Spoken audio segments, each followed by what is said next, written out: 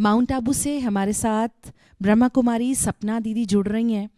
सपना दीदी का परिचय देते हुए आगे बढ़ते हैं। सपना दीदी योग, स्व पुरुषार्थ, ज्ञान के गुह्य राज, जीवन में, संबंधों में, व्यवहार में, मन में, संकल्पों में आने वाले विघ्नों, परिस्थितियों का रूहानी प्रेरणा द्वारा समाधान देने का बहुत ही सुंदर ढंग से कार्य कर रही हैं।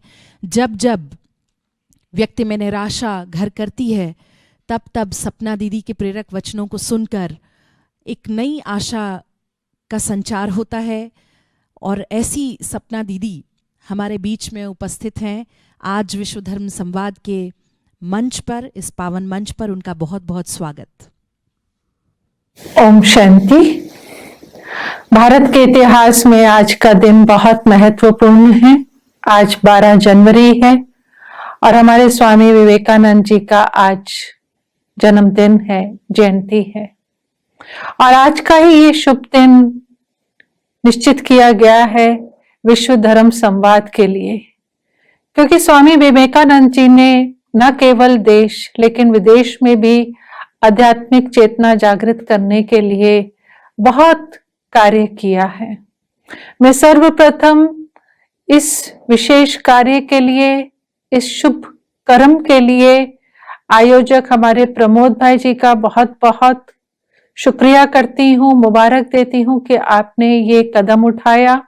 और साथ ही साथ आपका दिल से धन्यवाद भी करती हूँ कि आपने इस शुभ कार्य के लिए, इस संवाद में हमें अपने सुविचार देने के लिए आमंत्रित किया है। जैसे कि बात उठ रही है कि विश्व में शांति के लिए धर्म का क्या रोल है, धर्म कैसे विश्व में शांति ला सकता है।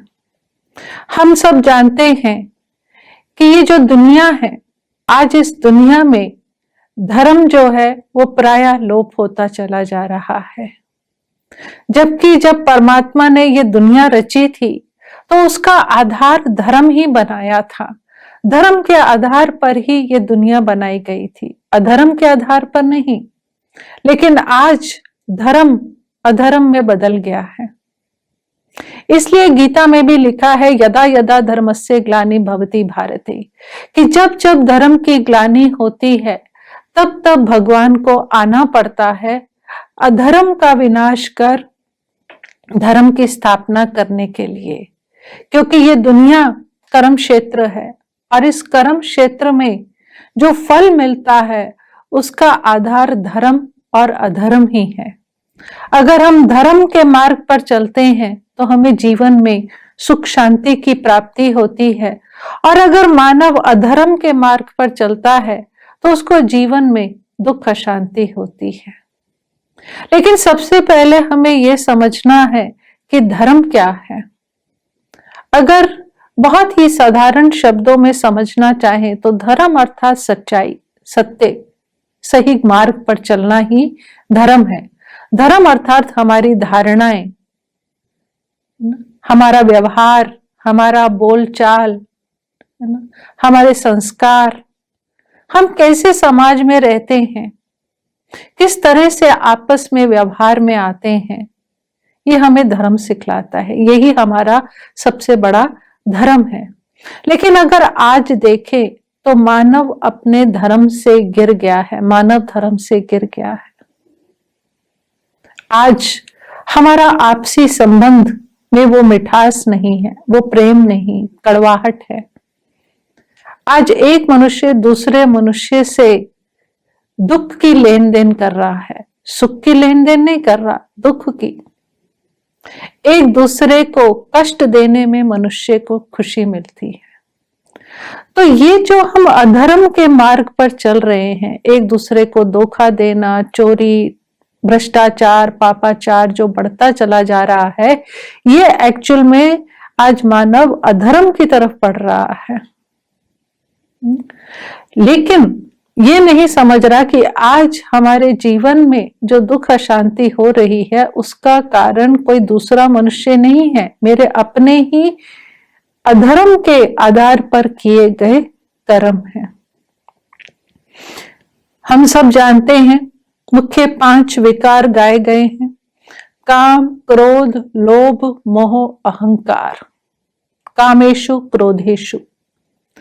जब मनुष्य इन विकारों के वशीभूत हो जाता है और इन विकारों के वशीभूत होकर जो कर्म करता है वो अधर्म है, वो विकर्म है, वो पाप है, जिसका फल दुख के रूप में भोगता है। लेकिन ये वशीभूत होता क्यों है?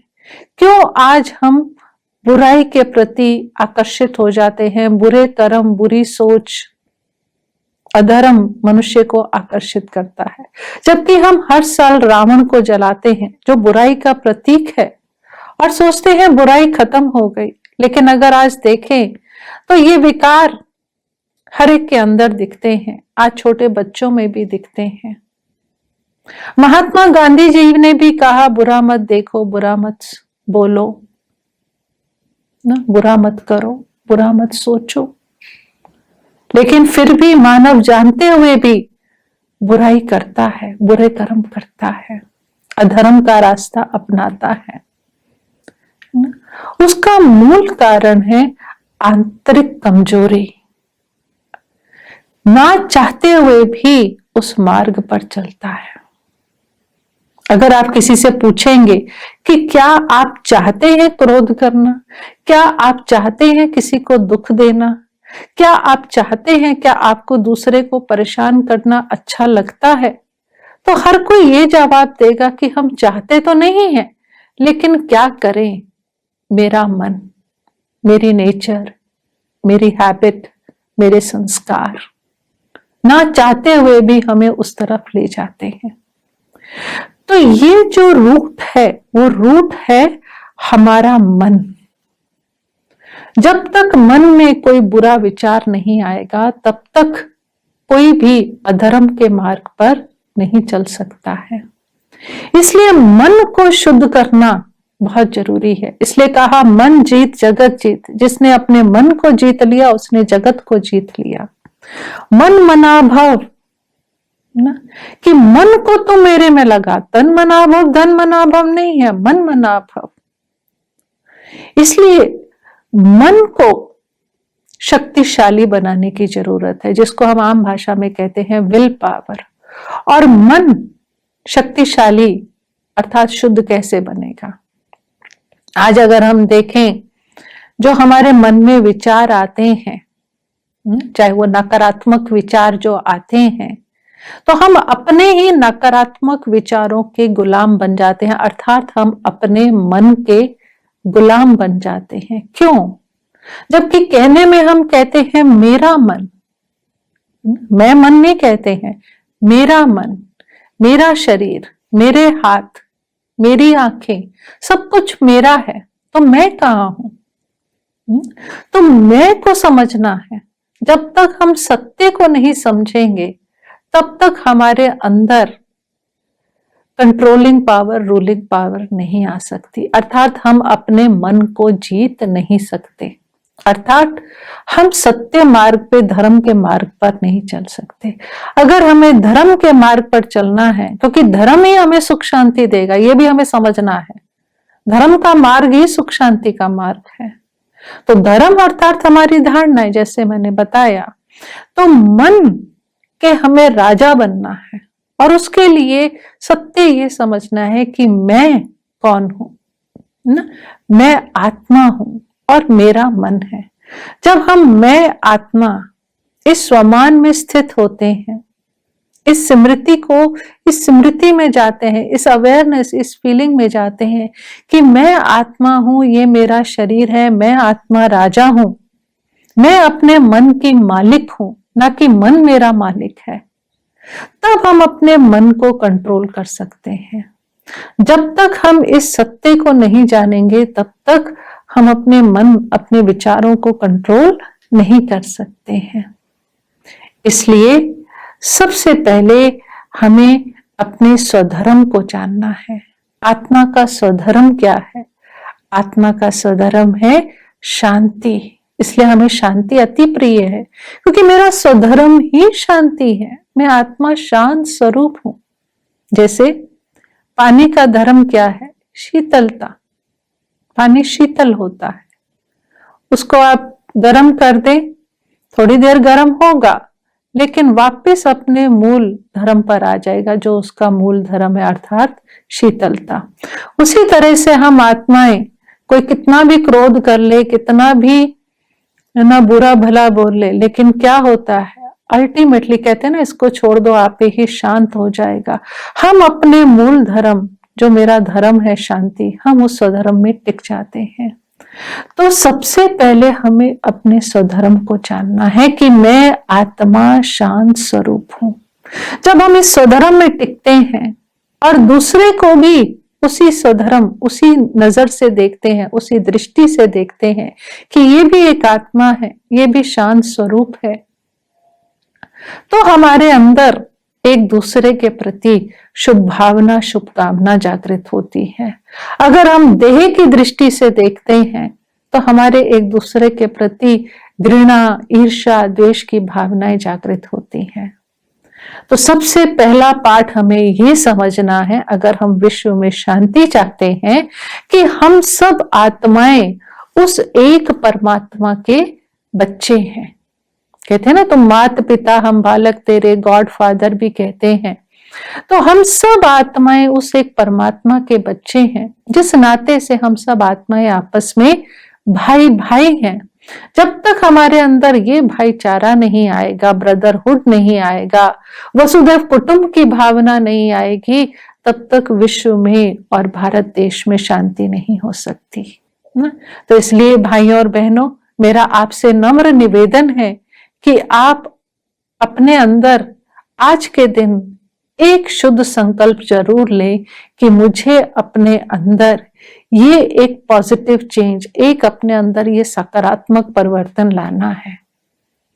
चाहे शांति, कि मुझे शांत रहना है, या एक दूसरे हर एक को सुख देना है, कोई भी एक संकल्प ले, शुद्ध संकल्प, श्रेष्ठ संकल्प, और अपने जीवन में उस शुद्ध संकल्प को धारण करें और परमात्मा से योग लगाएं, परमात्मा को याद करें।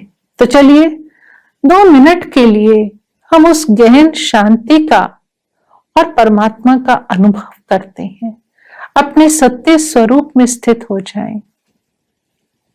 इस देह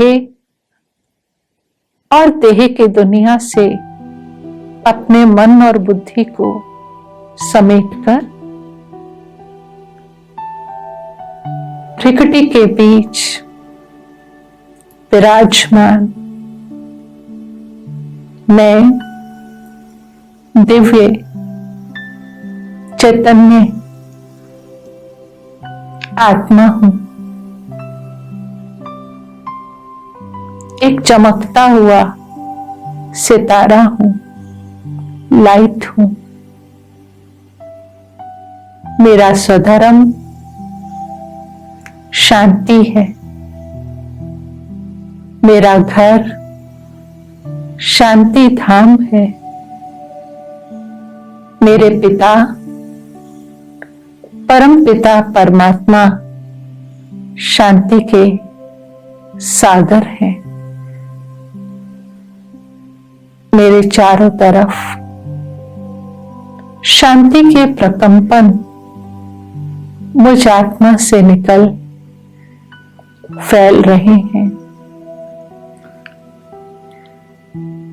और अन्य आत्माओं को भी शांति का अनुभव करा रहे हैं। ये शांति के वाइब्रेशंस पूरे विश्व में शांति ही शांति फैला रहे हैं। प्रकृति भी इन शांति के वाइब्रेशन से शुद्ध पवित्र होती जा रही है। निराकार शिव परमात्मा से शांति की किरणें मुझ आत्मा पर पड़ रही और चारों ओर फैलती चली जा रही हैं। चारों ओर शांति ही शांति है। जहां शांति है वहां सुख है।